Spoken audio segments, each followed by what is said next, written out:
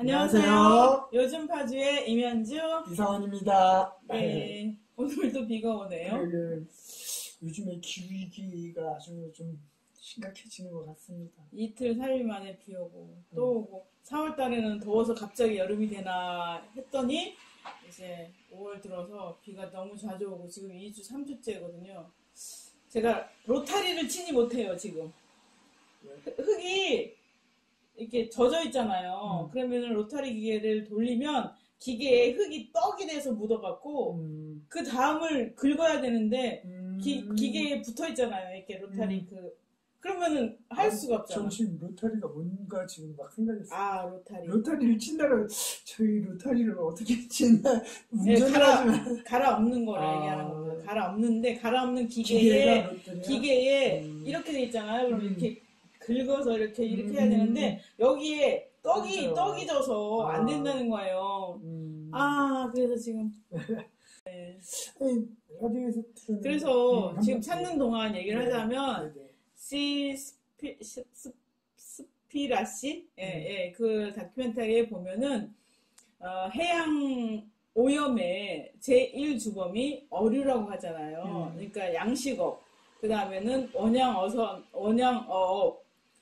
그리고 그 다음에는 이제 일반 어업들을 얘기를 하는데 거기에 쓰이는 어망, 밧줄, 그 다음에 스티로폴, 부표, 이런 것들이 엄청나게 이제 많이 버려지잖아요. 네. 쓰고 나서 버려지고 버려진 게 지금 태평양의 섬처럼 이제 있는데 거기에 주로 모이는 게 다 수산업과 관련된 이런 쓰레기라는 거죠. 그런 면에서 해양 오염의 주범은 플라스틱 빨대가 아니라 이제 수산업 쓰레기다. 그러함으로 우리가 이제 고기를 먹는 거에 대해서 물고기, 생선을 먹는 거에 대해서 돌아볼 필요가 있지 않느냐. 예전에는 바다가 주는 거를 이제 예를 들면 지금 오징어철이거든요. 한여름 되면 오징어에서 제주 바다에 이제 수평선에 쫙 해서 이제 등불 있잖아요. 등. 네네.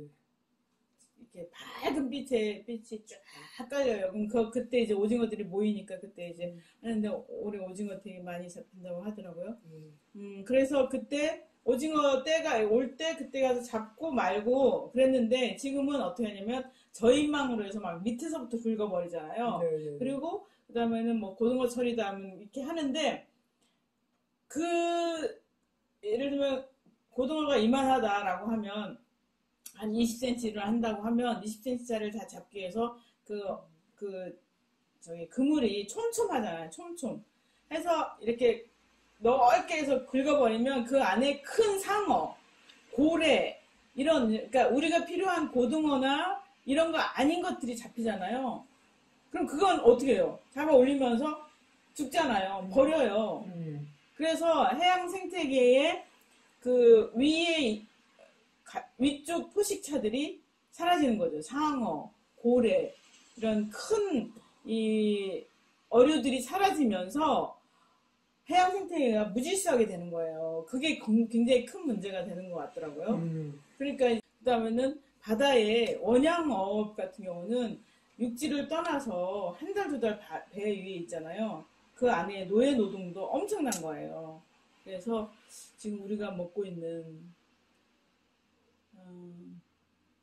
어류에 대해서도 이제 절제를 하고 뭐 이러자 이런 얘기들이 있지요. 그래서 제가 지금 은근히 딸한테 압박을 받고 있습니다. 그래요. 오늘 이 얘기도 뭐 기후위기랑 뭐 다른 얘기는 아니고 우리 지금 파주시민 햇빛발전 사회협동조합을 며칠 전에 이렇게 며칠 전에 6월 1일입니다. 네. 6월 네.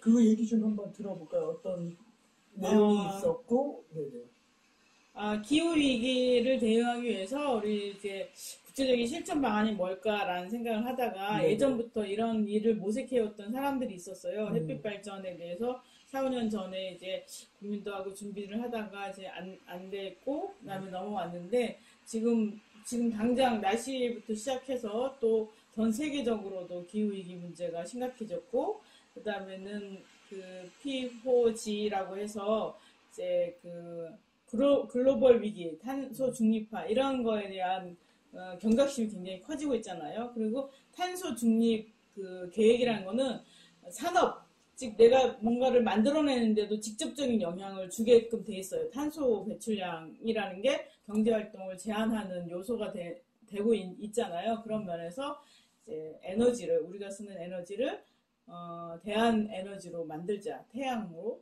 아니면 지열로, 아니면 바이오로, 아니면 풍력으로 만드는 이런 발전들이 필요하지 않나 이런 생각이 듭니다.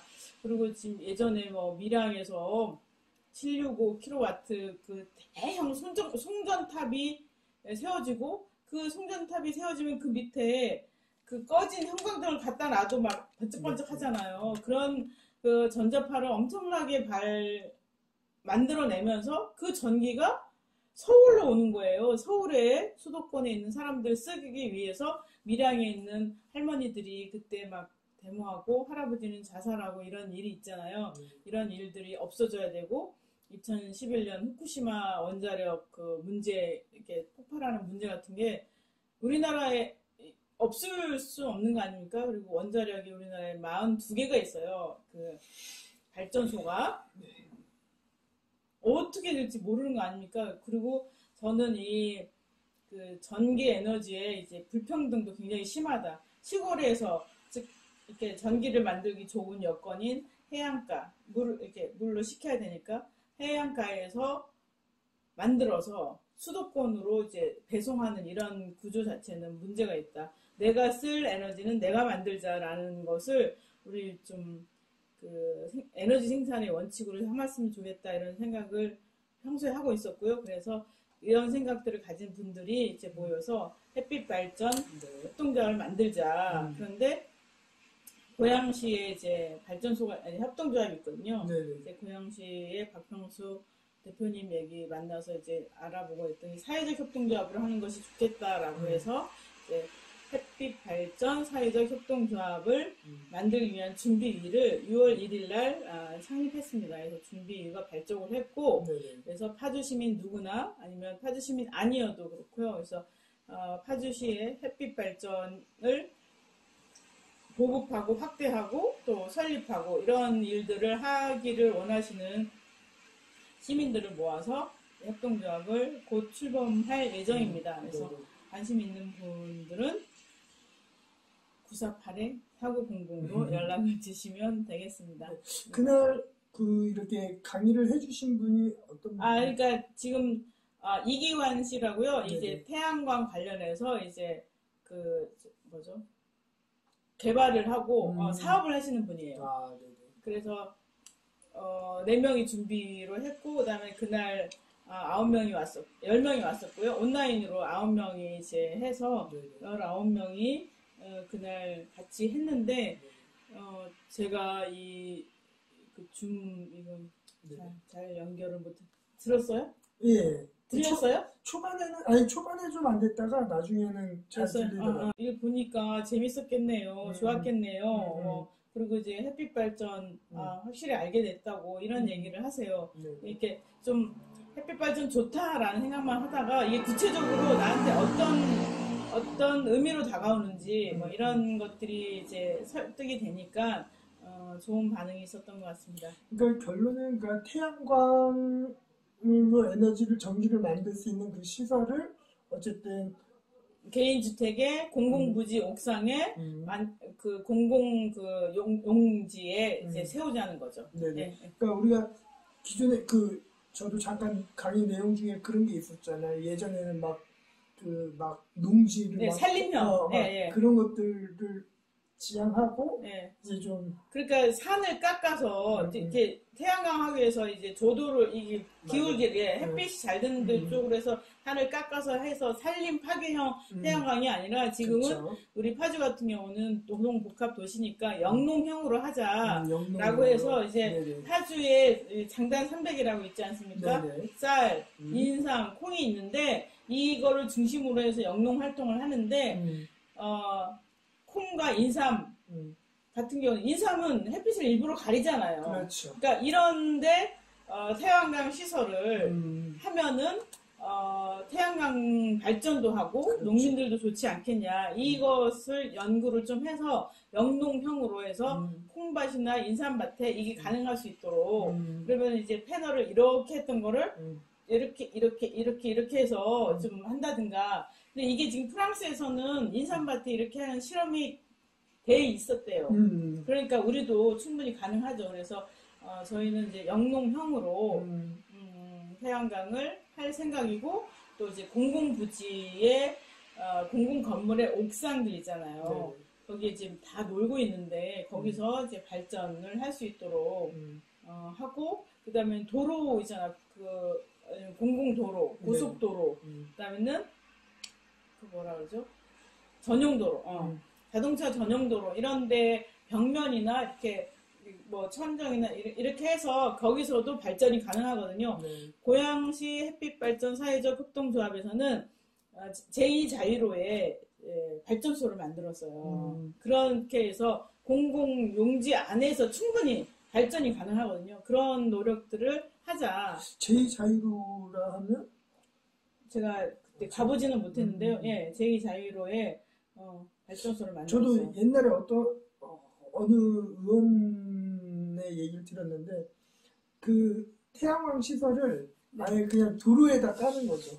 아, 도로에 까는 게 아니라 지금 그것도 프랑스였나 어딘지 모르겠는데 이게 지금 도로 보면은 자동차 전용 도로는 이게 소음 때문에 방음벽을 이렇게 네네. 설치하잖아요. 네. 수직형 태양광 발전도 가능하대요. 그러니까 우리는 보통 이렇게 하거나 그렇죠. 이렇게 하거나 이렇게 되잖아요. 근데 이렇게 수직해서 수직 패널로 태양광이 집전될 수 있게끔 하는 기술도 개발됐다고 해요. 그러니까 이런 자동차 전용 도로 같은 데는 네. 이런 것들을 많이 이용할 수 있지 않을까 이런 생각이 듭니다. 그러니까 저희가 OECD 그때 그 그래프에서 봤듯이 우리가 그 친환경 에너지 생산 그 시설이 되게 퍼센트가 낮잖아요. 네. 다른 나라에 비해서. 네. 그래서 그런 것들을 조금 많이 확대할 필요가 네. 있을 것 같고. 그러니까 2011년 후쿠시마 원자력 그 발전소가 폭파돼 나간 이거를 보면서 이제 오히려 독일이나 프랑스, 유럽 같은 데는 그때 2011년이었거든요. 2025년까지 원전을 뭐 그때 기준으로 이제 더 이상 확대하지 않는다. 그다음에는 원전 제로를 한다. 뭐 2050년까지 뭐 이런 계획들을 발표했었어요. 그런데 바로 옆에 있는 우리나라에서는 그런 게 없었죠. 그런 게 없어서 너무 지금 답답했습니다. 그 저희가 여기도 계속 얘기하고 있는 게 그러니까 가장 큰 부분을 차지하는 게 석탄 발전소잖아요. 근데 이게 석탄 발전소는 안 줄이면서 계속 기후 위기를 얘기를 하니까 이게 정부의 시책이 과연 기후 위기를 대응하는 게 맞느냐라고 해서 시위도 하고 집회도 하고 하는데 이런 부분은 저희가 조금 빨리 개선을 해야 되지 않을까.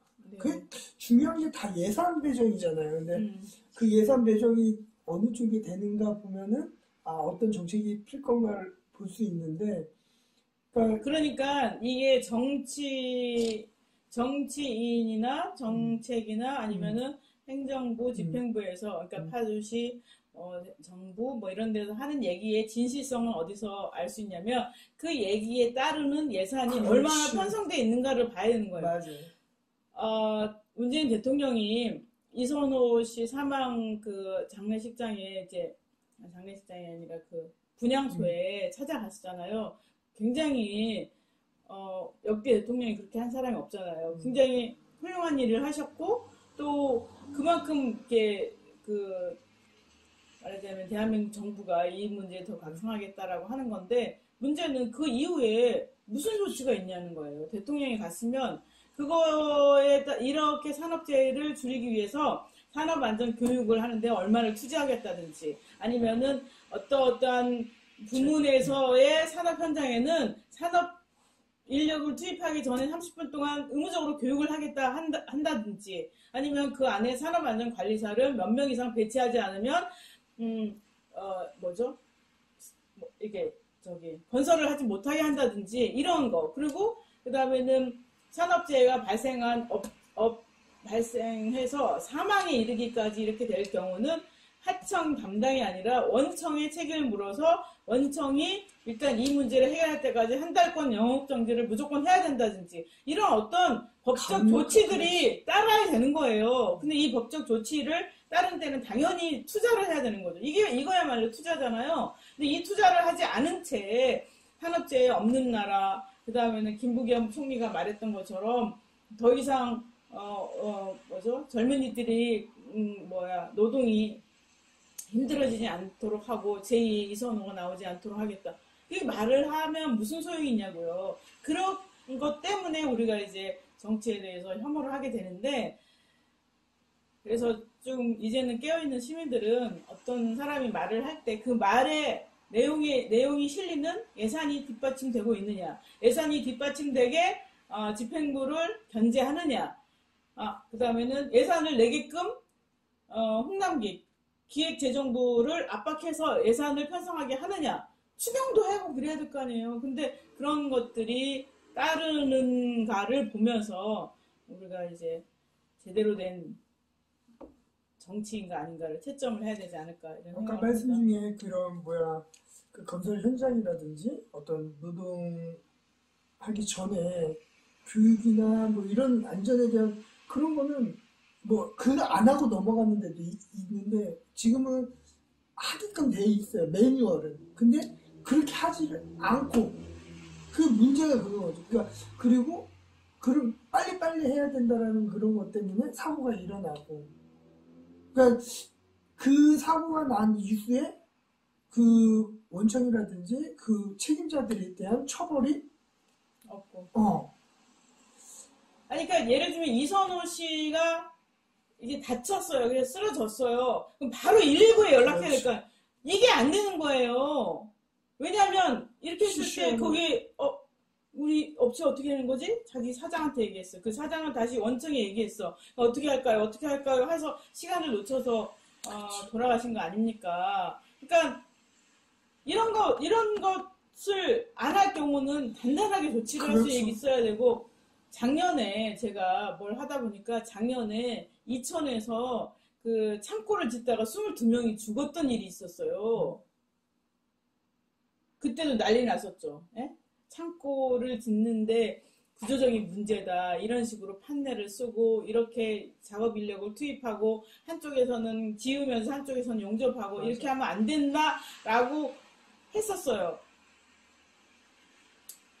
근데 문제는 그렇습니다. 우리 국민의 안전을 위해서 법을 만드신 분들은 빨리빨리 그 미진한 법을 보완해야 되지만, 이 만든 법이 제대로 시행되게끔 행정부는 강력한 행정 권한을 발동을 해야 돼요. 그러지 않고서 어떻게 기업주 양심한테 맡깁니까? 네?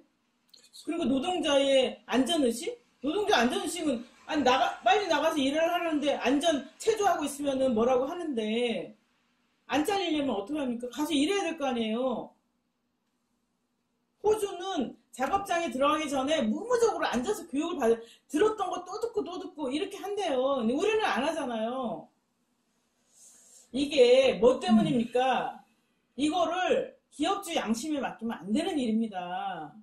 제발 안전관리사 투입하고 안전관리 교육을 의무화시키고, 또 그거에 대해서 기업은 하루에 30분이든 20분이든 이 교육시간을 할당을 하게끔 강제를 하고, 안 하면 그거에 대한 임금을 정부에서 주는 거예요. 20분어치 30분어치 주면 될 거 아니에요.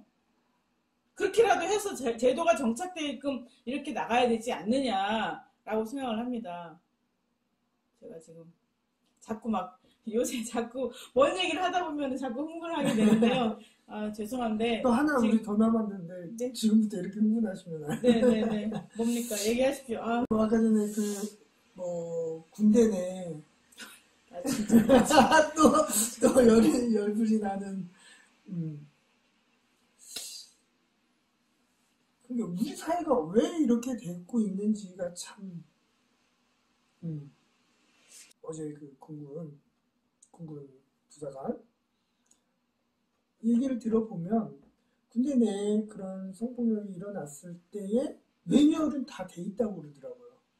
근데 한 달 넘게 그게 안 된 거고. 그러다 보니까, 아, 이거 안 되겠다 해서 목숨을 끊는 거고. 그러니까, 과연 그 문제에 있어서, 아까 우리 부장님 말씀하신 것처럼, 제도화 안 되어 있고, 시스템이 안 돼 있느냐. 그러니까 안 된 거죠. 안 된 거죠. 매뉴얼만 있는 거예요. 그러니까. 예를 들면 상관에게 보고하기면 돼 있잖아요. 그렇지. 보고했는데 그거를 안 했잖아요. 그럼 이 사람 잘라야 돼요. 그렇죠. 그렇게 되잖아요. 그런 조치를 강력하게 하지 않고서는 법이 법으로 기능을 하지 않게 되는 거잖아요.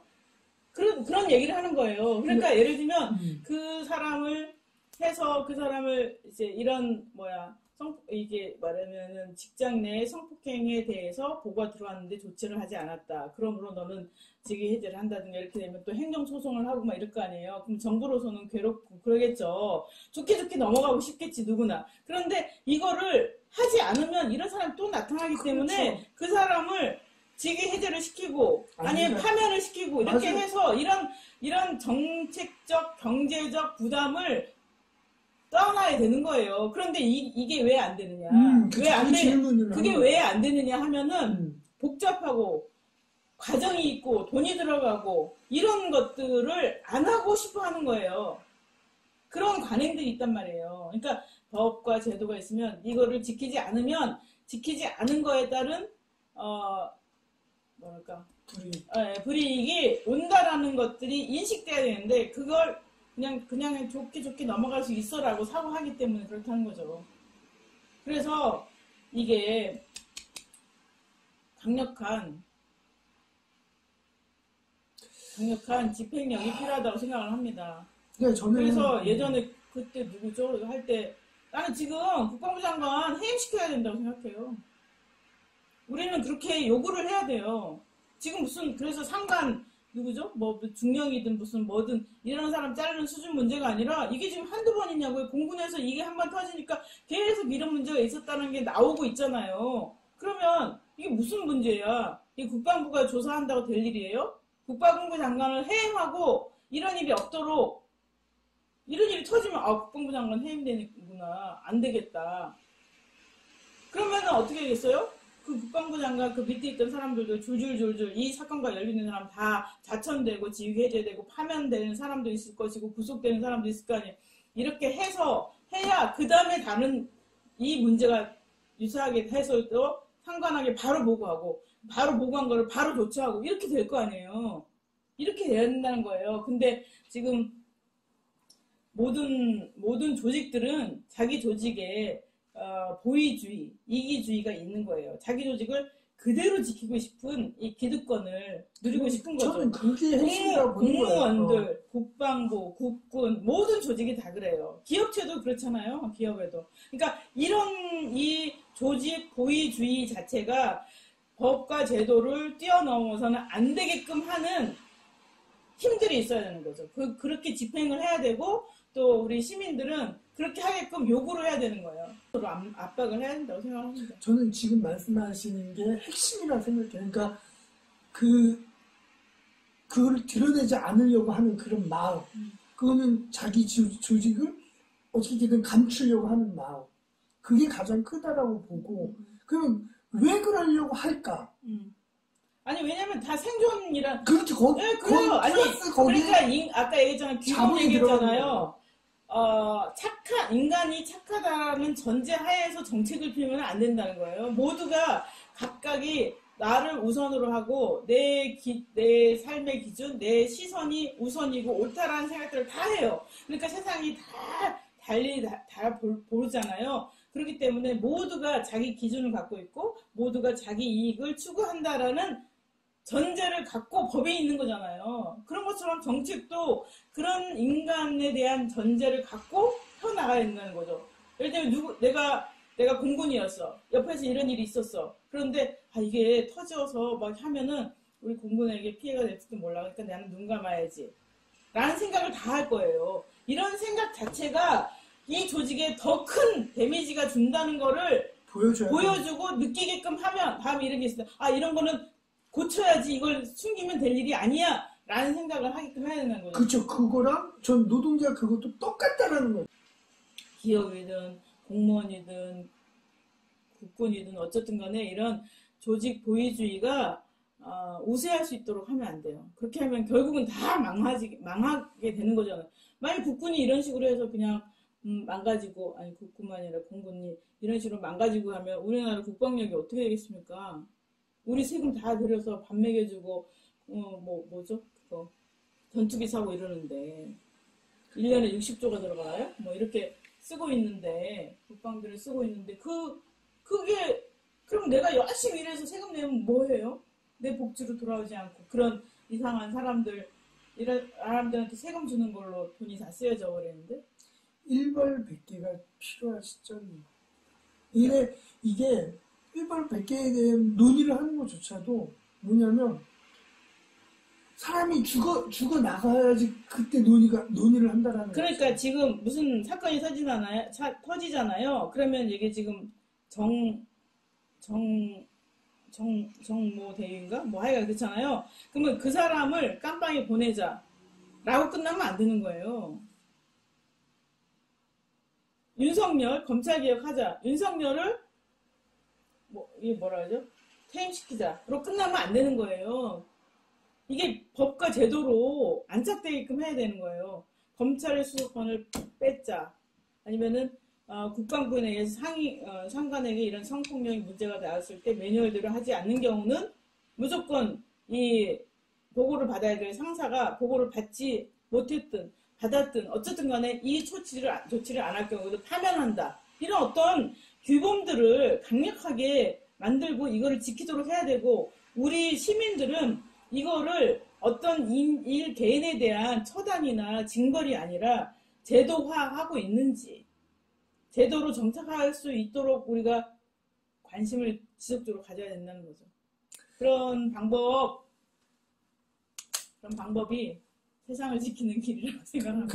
그러더라고요. 문제가 발생을 하면 이게 두 가지가 동시에 필요하다고 하더라. 하나는 제도적 개선하고 하나는 의식의 전환. 이 두 가지가 동시에 이루어질 때 그게 바뀌고 좋은 흐름이 된다라고 하는데 그러니까 이 제도를 바뀌는 방향을 갖고선 우리가 관심을 갖고 그래야 되는데 지금 우리 시민들이 빠진 함정 중에 하나는 주로 사람을 중심으로 해요. 만약 정치에 관심이 있다고 하면 난 누구를 좋아, 누구는 싫어, 누구는 좋아, 누구는 비개혁적이야. 이렇게 딱지 붙여서 좋고 싫고 해서 막 동네에 딱지치기 하는 것처럼 하고 있는 게 문제인 거예요. 그런 것처럼 이런 모든 사안에 대해서도 그 나쁜 놈 처단하자. 이렇게 가지 말자는 거죠. 정책으로, 내용으로, 그리고 제도로 이렇게 가야 되지 않나 이런 생각을 합니다. 그러게요. 그리고 오늘 너무 광대한 얘기를 하는 것 같아요. 네, 마지막으로 별에서 온 그대 지구를 지켜라 라는 이런 이제 홍보물이 있는데요. 이게 이제 기후변화 교육센터에서 만든 겁니다. 그래서 이제 경기도에서 후원하고 경기에너지협동조합에서 이제 만든 건데 여기 보면은 이제 이렇게 만화로 되어 있어요. 이렇게 재밌는 내용들이 있는데요.